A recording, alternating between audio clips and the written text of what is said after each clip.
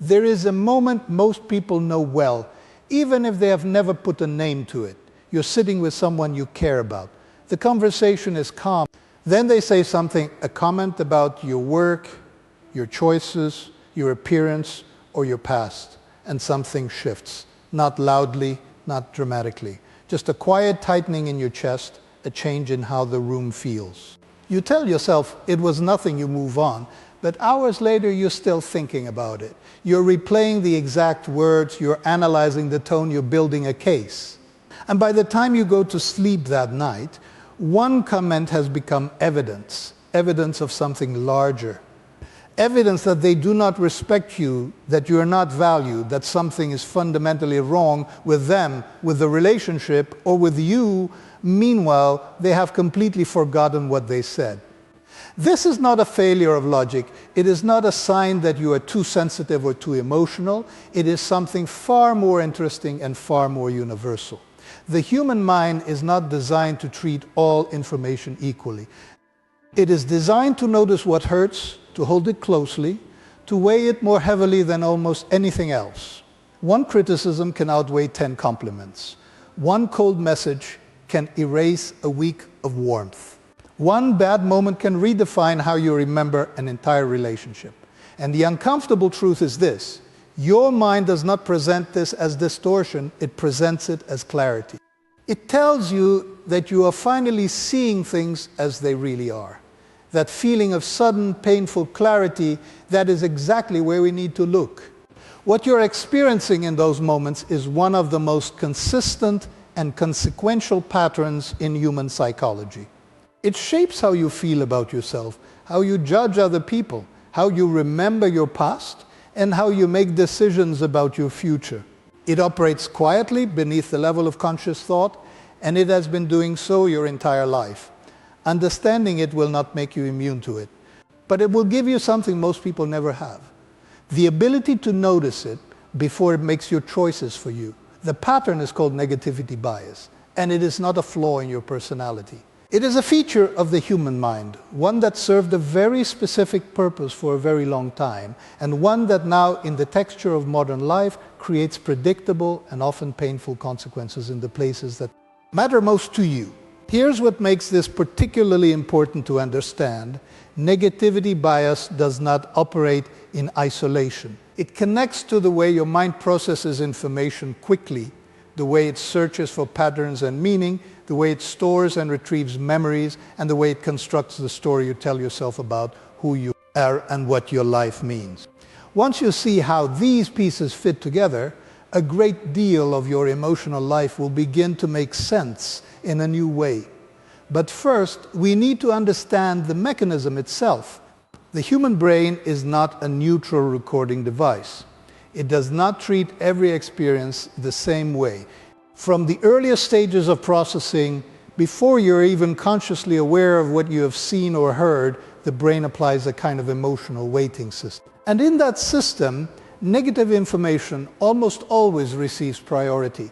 This is not a metaphor, it is a structural feature of how the mind processes the world. When something bad happens, a threat, a loss, a rejection, a failure, an insult, the brain responds faster, more intensely, and more durably than it does to positive events of equivalent size. A harsh word lands harder than a kind one. A loss hurts more than an equivalent gain feels good. A frightening image holds your attention longer than a pleasant one. A single bad day can color your memory of an entire week. Researchers who study this pattern consistently find that negative events, emotions, and information carry more psychological weight than positive ones. The asymmetry is not subtle. In many areas of emotional life, the negative outweighs the positive by a ratio that surprises most people when they first encounter it. Why would the mind work this way? Because for most of human history, the cost of ignoring a threat was catastrophic, and the cost of ignoring an opportunity was merely unfortunate. An ancestor who failed to notice a predator did not survive to pass on their genes. An ancestor who failed to notice a beautiful flower simply missed a moment of pleasure. The mind that evolved from those conditions learned, over an enormous span of time, that bad information is more urgent than good information, that inheritance lives in you now. Every time you replay a criticism that happened 3 weeks ago, every time you feel a cold message more deeply than a warm one, every time a single piece of bad news ruins a day that was otherwise going well, you're experiencing the echo of a very old survival system operating in a world it was not designed for. The problem is not that the system exists. The problem is that it cannot distinguish between a genuine threat and a social discomfort. It cannot tell the difference between a predator in the grass and a friend who seemed distracted during a conversation. It responds to both with a similar urgency, a similar intensity, and a similar impulse to remember, to analyze, and to protect. And because the response feels urgent and real, the mind interprets it as meaningful. If something feels this important, surely it must be important. If this thought keeps returning, surely it is telling you something true. That assumption that the intensity of a feeling reflects the accuracy of the thought is one of the most consequential errors the mind makes. Think about what this looks like in practice. You receive feedback on something you worked hard on. Most of the feedback is positive. One sentence is critical. You read the positive parts, you register them, and then you arrive at the critical sentence. Something tightens, you read it again, you read it a third time. By the time you set the document down, the critical sentence is what you remember. The positive parts have faded into a kind of background noise. The one sentence that stung has become the signal. This is not weakness. This is the system doing exactly what it was built to do. It identified something that could be a threat to your status, your competence, or your sense of self, and it held on to it. It amplified it. It made sure you did not forget it. The cost is that you carry that one sentence around for days, while the person who wrote it has moved on entirely. Or consider a relationship. You have been with someone for years. There have been hundreds of moments of warmth, generosity, humor, and care.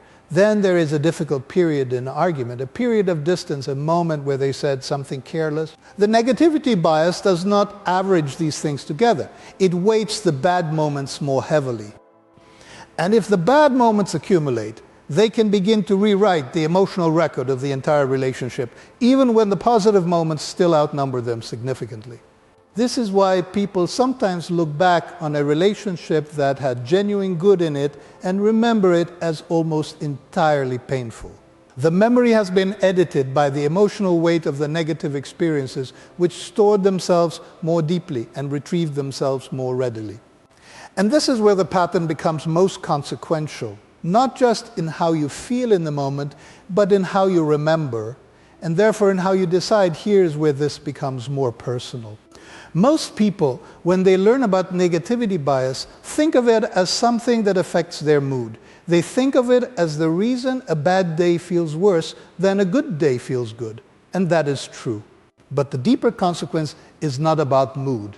It is about judgment. Because when the mind weights negative information more heavily, it also weights it more credibly. A negative piece of information does not just feel more important, it feels more true. It feels like the thing that cuts through the noise and reveals what is really going on.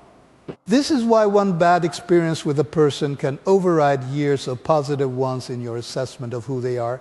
This is why a single failure can feel like definitive proof of a permanent limitation.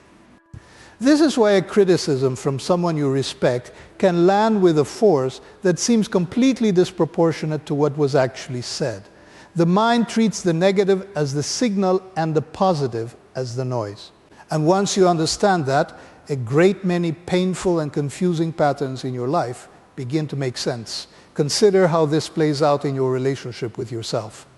You accomplish something you have been working toward for a long time. There is a moment of satisfaction, maybe even pride.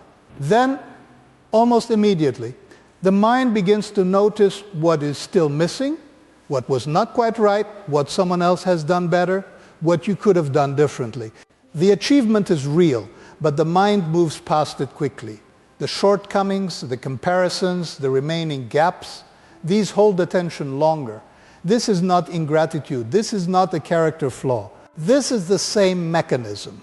The mind scans for what needs attention, and what needs attention is almost always framed in the negative. What is working is treated as the baseline.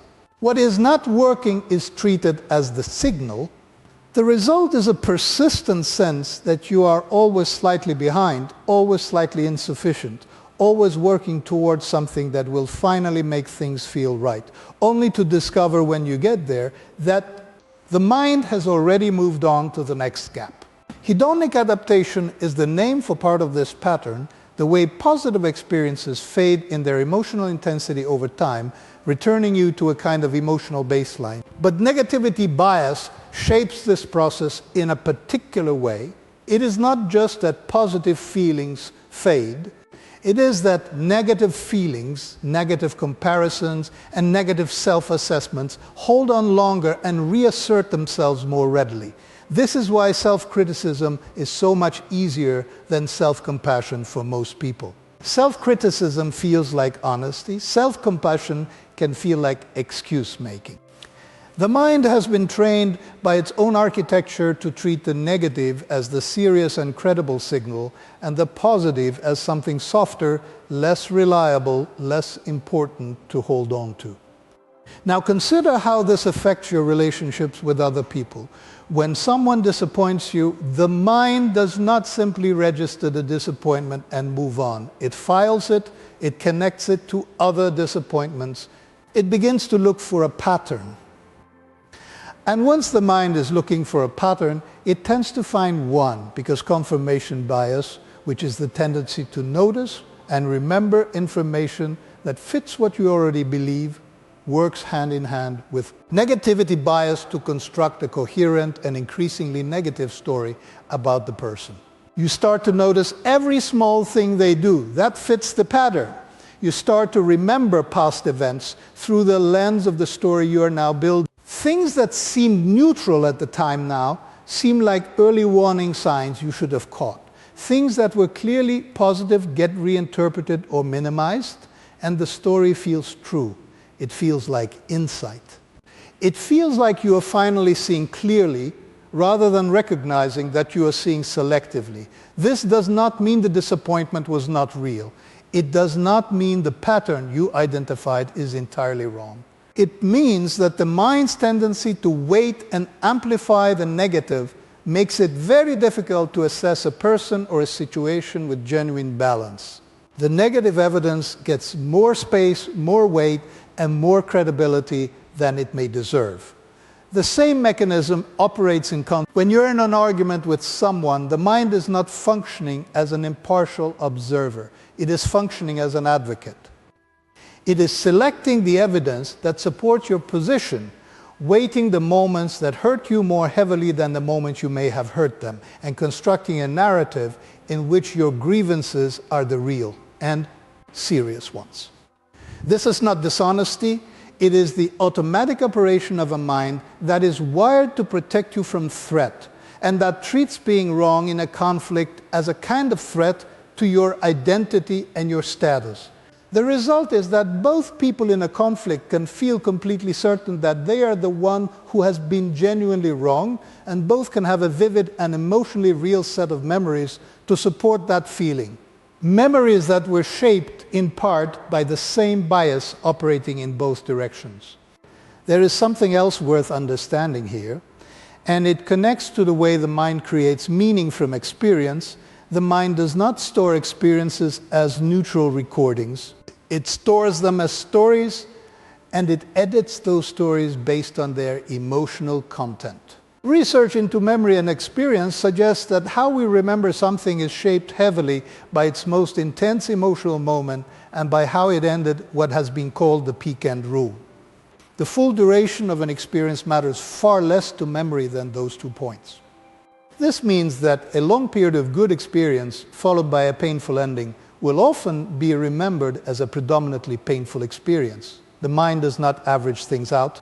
It remembers the peak and the end, and it weights the negative peak more heavily than the positive one. This has a profound effect on how you judge your own past.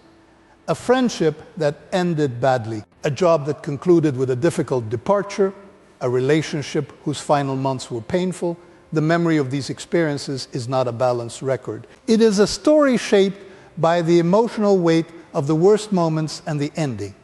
And because you make decisions about the future based on what you remember about the past, this distortion has real consequences. You may avoid situations that were genuinely valuable because the memory of how they ended is more vivid than the memory of what made them good.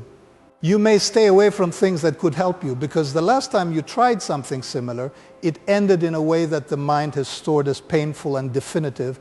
Now, knowing all of this, what can you actually do with it? The first and most important thing is to understand that the goal is not to eliminate the negativity bias. You cannot switch it off, and you would not want to entirely, because it does serve a genuine function.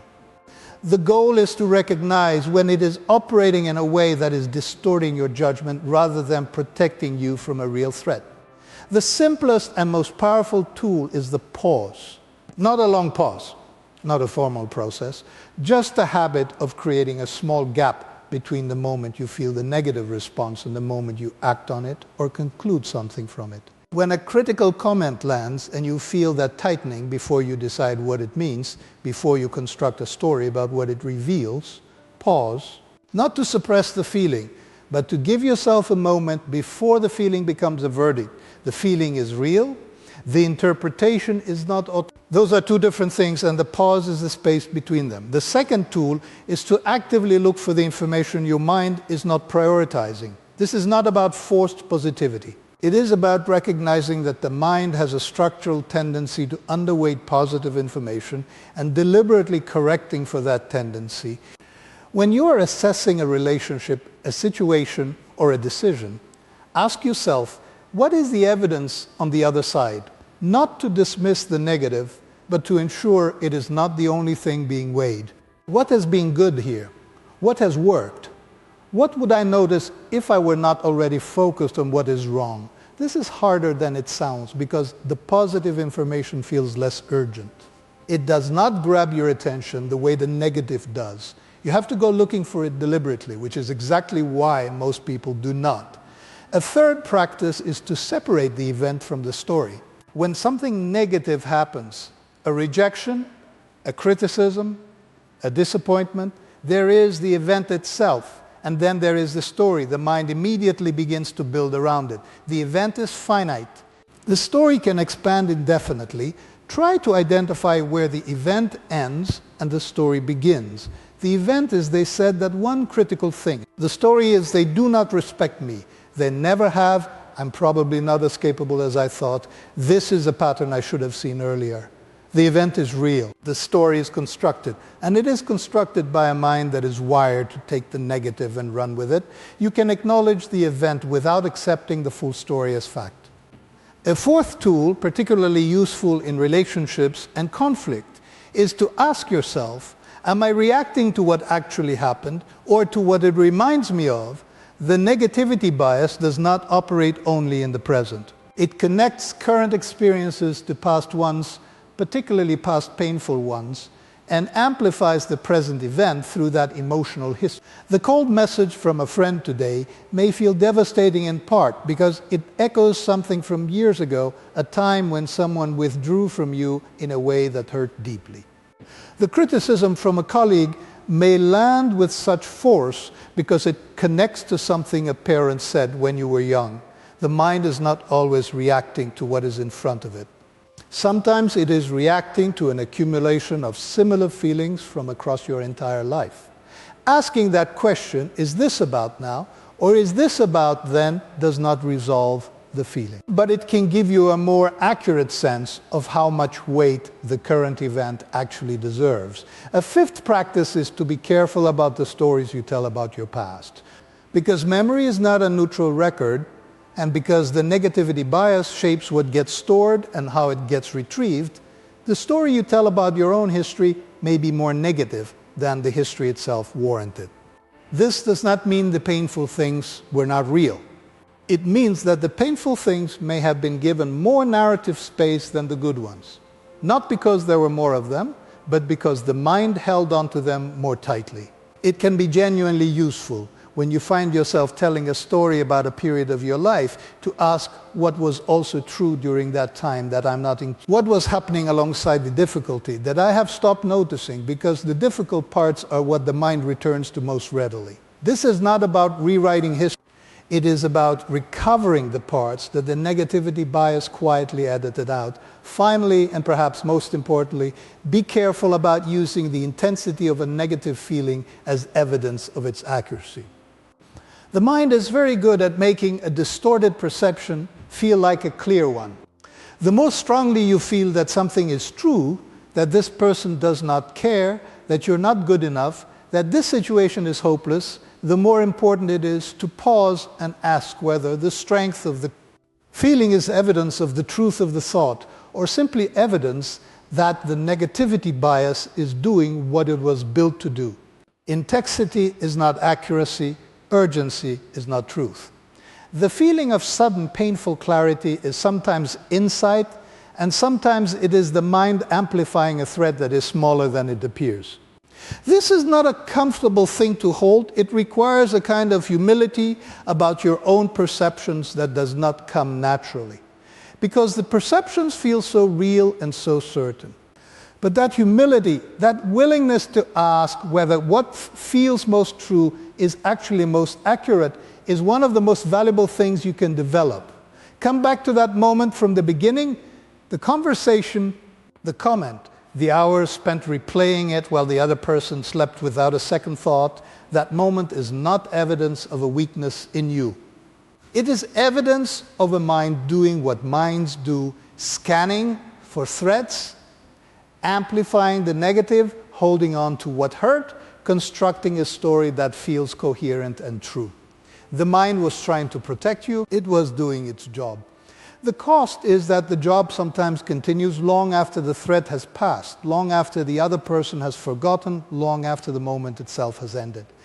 What changes when you understand this is not that the feeling stops.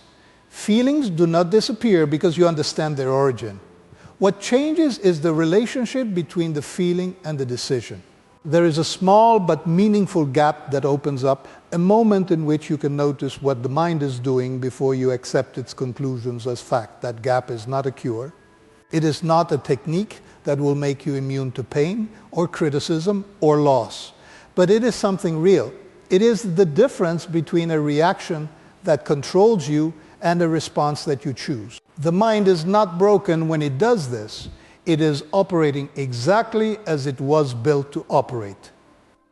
The question is simply whether you want to live entirely inside that operating system, or whether you want to occasionally step back from it, look at what it is doing, and decide for yourself what the moment actually means. Better thinking is not about becoming cold or analytical or disconnected from your emotions. It is about understanding the patterns well enough to know when they are serving you and when they are quietly running your life on your behalf.